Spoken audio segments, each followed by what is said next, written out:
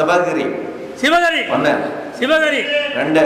வராங்க சார் சிவகிரி. கண்ணாடி கட்டுமா அங்கே காணலப்பா சிவகிரி. சிவகிரி. அப்படியாப்பா வாங்க கிட்ட வாங்க. சிவகிரி. உட்காரு.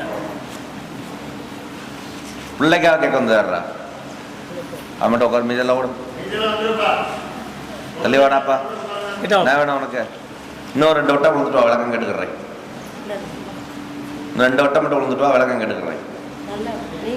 அப்படியாப்பா கேட்டாச்சு வா. இப்போ வீட்டை போய் பார்த்துட்டேன். கருப்பசாமி இந்த ஆலயத்துக்கு முதல் முறையா? இந்த ஆலயத்துக்கு இது முதல் முறை. இது வரையும் நம்ம வந்து பார்த்தோம்னா ஜாதக ரீதியான குழப்பத்தையும் பார்த்தாச்சு. அதே போல மருத்துவமனை நிறைய பார்த்தாச்சு.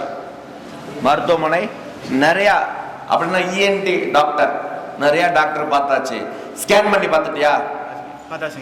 ஸ்கேன் பண்ணி பார்த்துட்டியா? கேட்குதா காது?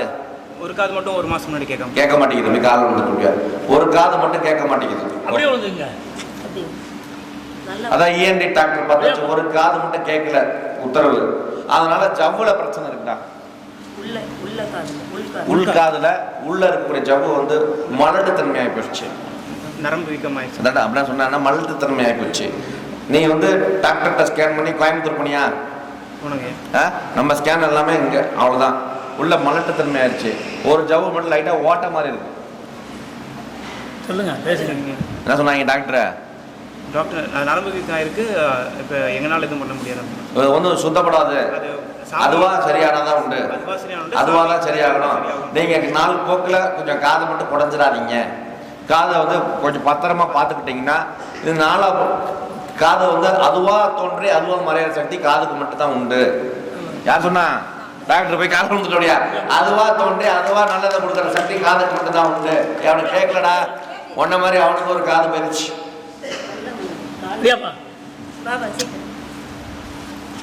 இவன் கேட்கணுமா? காது கேட்கணுமா? அந்த காது கேட்டுச்சுல கர்ப்பசாமி என்ன தருவா? உனக்கு எனக்கு ஒரு சேலஞ்சு. காது இப்ப கேட்கல. எண்ணி 3 மாசத்துல காதை நான் திறந்து விட்டுறேன், கேட்க வச்சிடறேன். அவன் சொல்லணும். சரிங்க சொல்லுங்க. என்ன சாமிக்கு? எனக்கு ஒரு விநாயகர் பெருமான் ஒரு விநாயகர் பெருமான் எடுத்து வச்சிடணும். உருவம். சரிங்க. உருவம் விநாயகர் பெருமான் உருவம் கண்டிப்பா கொடுத்துறியா? கண்டிப்பா. ஒரு வேல் ஒன்று எடுத்து வச்சிடணும். அவ்வளவுதான். போய் கால வந்துட ஒரு வேல் ஒன்று உத்தரவாயிருக்கு. அதனால ஆட்கள் இன்னையோட உனக்கு உருவாக்கக்கூடிய சக்தி உருவாக்கி கொடுத்துறேன். முடியாடா முடியா. உன் ஜாதகத்தை எடுத்துருவா, திருப்பி கொடுத்துட்றேன். உன் ஜாதகத்தை எடுத்துருவா, கிரகத்தை மாற்றி கொடுத்துட்றேன். ஜாதகம் மாத்தியா? முன்னாடி கல்யாணத்துக்கு முன்னாடி பார்த்தேன். அதுக்கப்புறம் இதோட உன்னோட பிரச்சனை தீர போகுது. தெளிவா ஆமா. வருமானத்தை தரேன். என்ன வேணும்? தீர்த்து கொடுத்தா போதுமா? போடு. நன்றி. விளக்கம் சொல்றேன். பையனுடைய வாழ்க்கை கேட்கணுமா? ஏன் பையனுக்கு ஒரு கோடு போட்டாச்சு. புரியுதா? பையனுக்கு மாங்கல்யம் போடலாம்னு யோசனை இருக்கும். பேசுற அதுக்காக தான் வந்திருக்க. பையனோட சாதகத்தை எடுத்து எனக்கு முன்னால வந்து பாரு. மாங்கல்யம் தரேன். கொஞ்சம் பிரச்சனையை சரி பண்ணி தரேன், காப்பாத்தரேன். தெளிவா சாதகத்தோட வா. சாதகத்தோட வா. நமஸ்காரம் தரேன். ஓடு.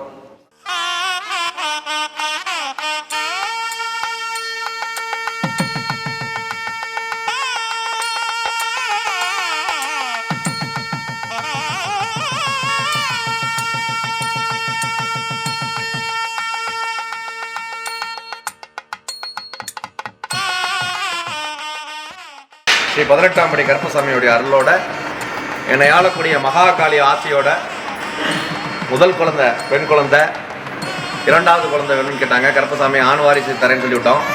அதே மாதிரி ஆண் வாரிசு பிறந்திருக்கு. இன்று இந்த அற்புதமான ஆண் வாரிசுக்கு பெயர் சுட்டும் விழா பௌர்ணமி திதியில்.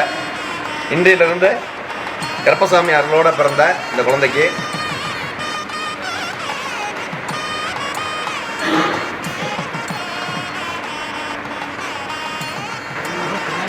மகா கர்ப்பண்ண சுவாமி தேவத இந்த அற்புத குழந்தைக்கு ரேவன்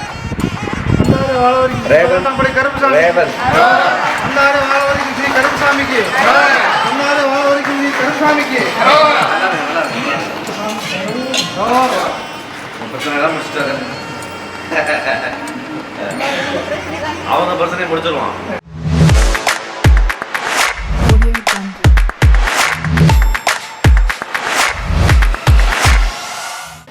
எல்லாத்துக்கும் வணக்கங்க. நான் கோயம்புத்தூர்லேருந்து வரேன். எனக்கு கல்யாணம் பண்ணி கொடுத்தது கோயம்புத்தூர். ஆனால் சொந்த ஊர் வந்து பார்த்திங்கன்னா மொடக்குறிச்சி பக்கத்தில் ஐயகோட்டன் பாளையங்க. 18ஆம் படி கருப்பசாமி கோயிலுக்கு நான் வந்தேங்க. கல்யாணம் வந்து 8 வருஷமாக எங்களுக்கு குழந்தை இல்லைங்கிறது மட்டும் இல்லை, குடும்ப பிரச்சனைகளும் பல. நான் உயிரோடு இங்கே நின்று பேசுகிறதுக்கு காரணம் 18ஆம் படி கருப்பசாமி, குறிப்பாக லட்சுமண சாமி குமார அந்த அண்ணா அவர்களுடைய இதால் மட்டும் ஆசையால் மட்டும்தான் நான் இன்றைக்கி உயிரோடு இருக்கிறதுக்கு காரணம். இந்த 2 செல்வங்களையும் கொடுத்ததுக்கு காரணம் இந்த கோயில் மட்டும்தாங்க. வேறு எனக்கு எதுவுமே இல்லை. வாழ்வாதாரத்தையும் இழந்து உயிர் வாழ்கிறதா வேண்டாமா அப்படிங்கிற சூழ்நிலையில் தான் நான் இங்கே வந்தேன். பைத்தியகாரி ரேஞ்சுக்கு வந்தேன். இன்றைக்கி 2 செல்வங்களை பெற்றெடுத்து மகிழ்ச்சியாக இருக்குது இந்த கோயிலுக்கு வந்ததுலேருந்து. எங்களுக்கு வந்துங்க அவர் ஒரு குலதெய்வம், எங்கள் சாமி, எங்கள் குலசாமி அவர் தான். இந்த குலசாமி இல்லைன்னா நாங்கள் எப்பவோ இல்லை. எங்கள் உயிர் உள்ள வரைக்கும் இந்த மண்ணை மட்டும் மிதிக்காமல் இருக்கவே மாட்டோம். எங்களை போல இந்த மாதிரி பல பேர் கஷ்டப்பட்டு இருப்பாங்க. பல பேருடைய குடும்பங்கள் வந்து இந்த மாதிரி இருக்கும். அதுக்கு வழிகாட்டியாகவும் பயன்பெறணும் வேண்டி இந்த கோயிலுக்கு வந்து எங்களை மாதிரி பயன்பெறுங்க. இந்த கோயிலை நம்பி வந்தீங்கன்னா எல்லாமே நல்லா இருக்கலாம். என்ன உங்களுக்கு வேண்டி வரீங்களோ அது கண்டிப்பாக அவர் தருவார். 18ஆம் படி கருப்பா எங்களுக்கு தந்துக்கிட்டே இருக்கிறார். அது மாதிரி உங்களுக்கும் தருவார்.